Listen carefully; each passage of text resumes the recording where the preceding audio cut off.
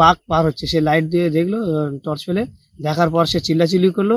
তৎক্ষণাৎ তাদের পাশাপাশি যারা বাড়ি রয়েছে লোকজন বেরিয়ে আসলো, সাথে সাথে আমরা গেলাম, গিয়ে দেখলাম যে রাস্তার উপর জলের ছাপ, পায়ের ছাপ, এবং সঙ্গে সঙ্গে রাস্তার পাশেই ছেঁচা পুকুর, নরম মাটি, সেখানে পায়ের ছাপ, বাঘের পায়ের ছাপ স্পষ্ট বোঝা গেল।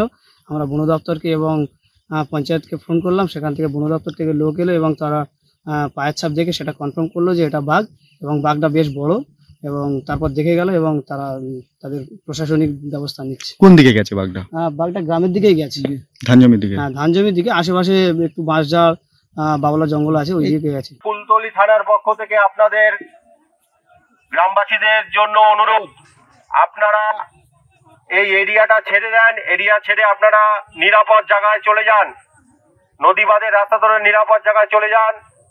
বাঘ এসছে আপনাদের এলাকাতে, ফরেস্টের লোক কাজ করছে, আমরা প্রশাসন আছি, আপনাদের অনুরোধ করা হচ্ছে বাচ্চাদের নিয়ে এরিয়া ছেড়ে দূরে চলে যান, এখানে কেউ রিস্ক নিয়ে থাকবেন না।